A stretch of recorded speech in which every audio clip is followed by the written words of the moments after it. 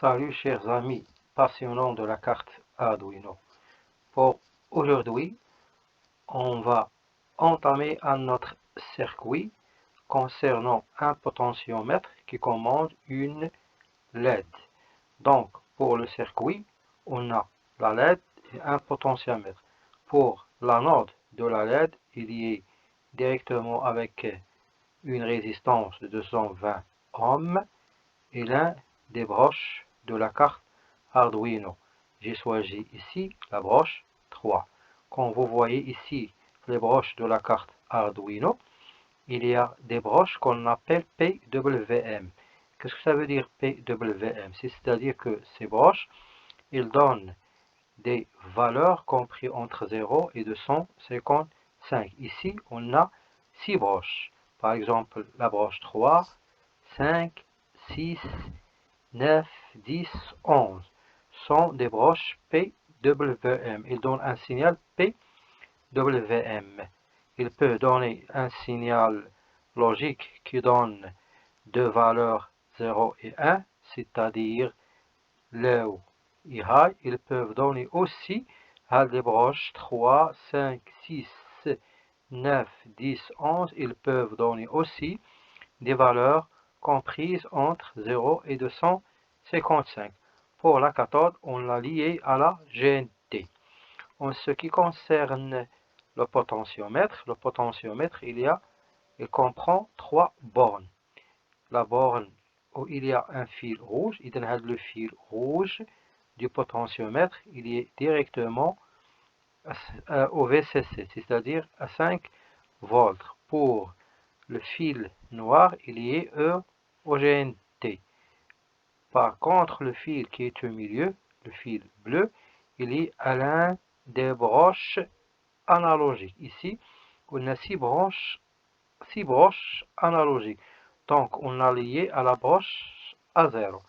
Donc, ça, c'est tout ce qui est en relation avec notre circuit d'aujourd'hui. Maintenant, on va passer au code. Comme d'habitude, le code comprend trois parties. La partie d'initialisation des variables, le void setup et le void loop.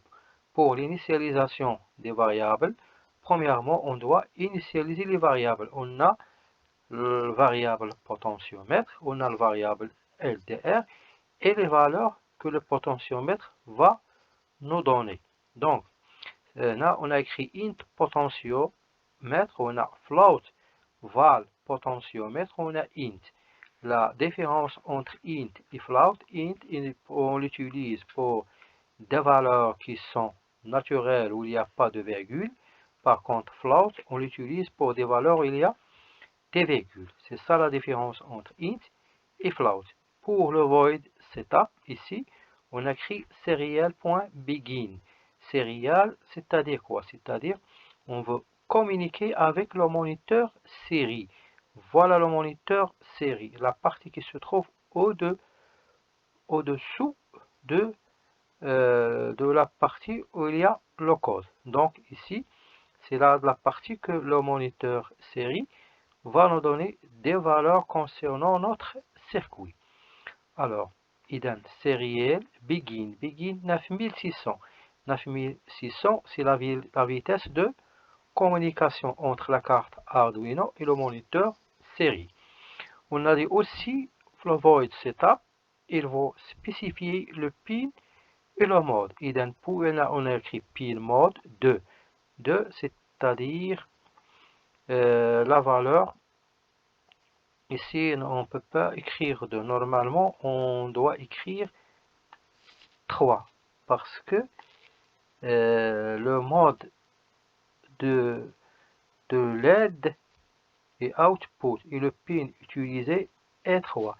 C'est pas 2. Donc, je dois écrire ici 3. Donc, 3. C'est pas. C'est-à-dire qu'on va écrire 3. Donc, on va ici. On va aller ici. On écrit la valeur 3. OK? Donc, la valeur 3, je viens ici et je fais monter comme ça, comme ça. Pile mode, بالنسبة potentiomètre, on a utilisé A0. A0 comme sortie. A0, c'est pour ça qu'on a écrit input. Lorsqu'il s'agit que le signal est sortant, on écrit output.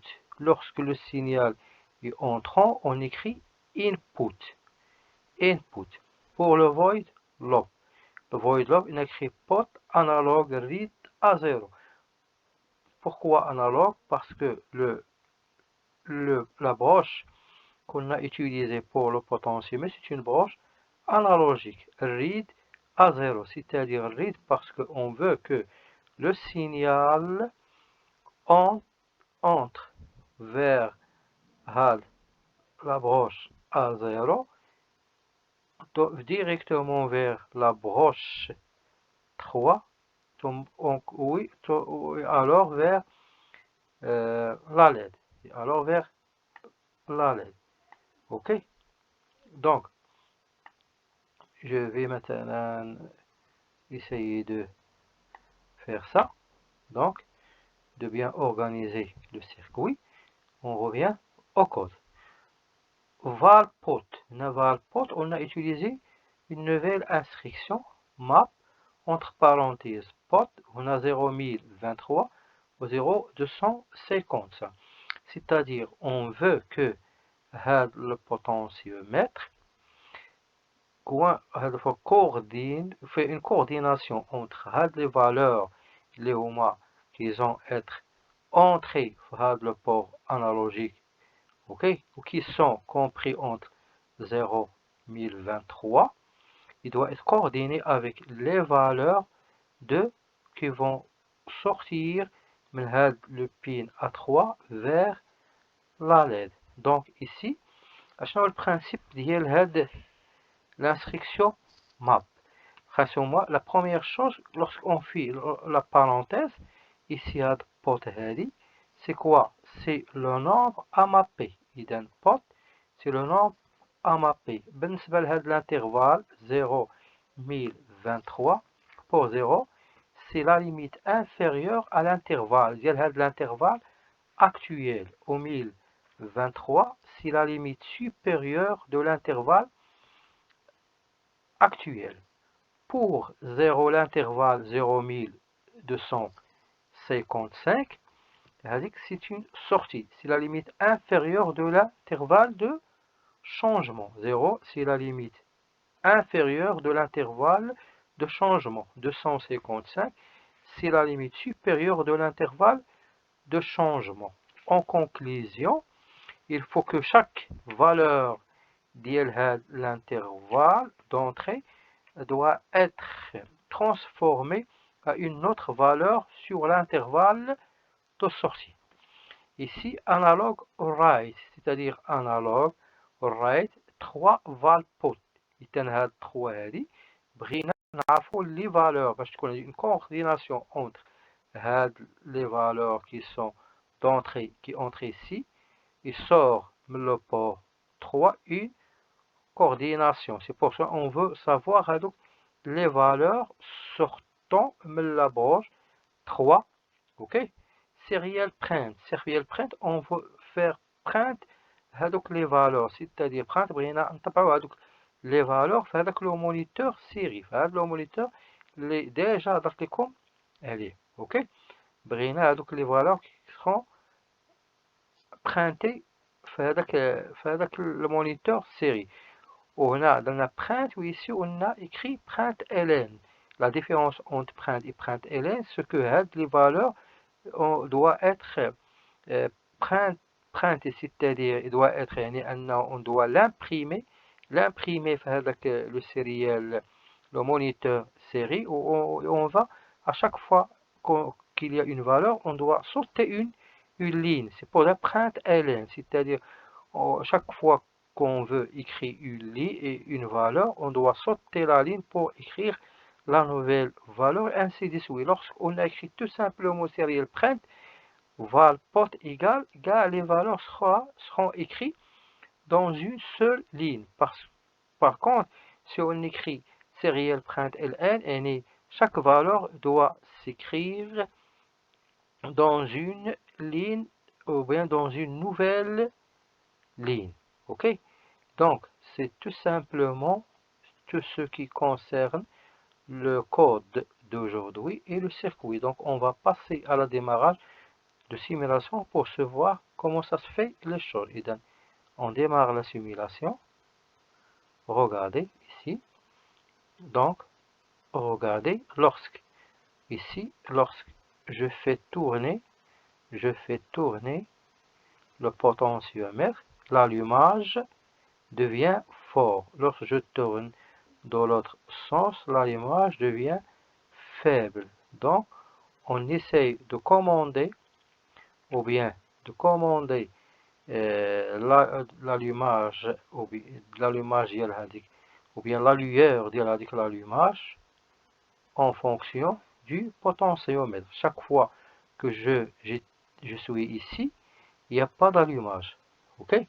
Chaque fois que je fais tourner le curseur du potentiomètre, la LED s'allume et la lueur de l'allumage change jusqu'à une fois que j'arrive à la limite du curseur et l'allumage de la LED brille d'une façon forte. Ici, il n'y a pas une allumage vers la limite ici. On va passer maintenant au on va passer par exemple on arrête la simulation comme ça. Donc on va faire bouger le potentiomètre comme ça par exemple. Ok, et on va aller au démarrage de la simulation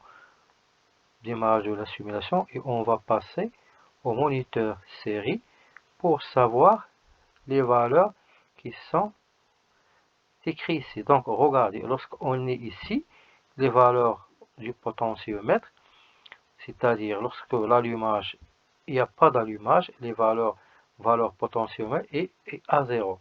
Lorsqu'on fait varier le curseur, les valeurs, regardez ici, on a 65. Donc, chaque fois que je varie, les valeurs changent. Chaque fois que je varie, regardez, les valeurs changent. Chaque fois que je varie, les valeurs changent et l'allumage aussi change jusqu'à ce qu'on arrive au maximum des valeurs sortant de la broche 3 d'il y a 255. Une fois qu'on arrive à 255, l'allumage devient plus fort. Et tout ce qui concerne la vidéo d'aujourd'hui, je pense que vous avez bien compris ma explication. Et au revoir, à bientôt.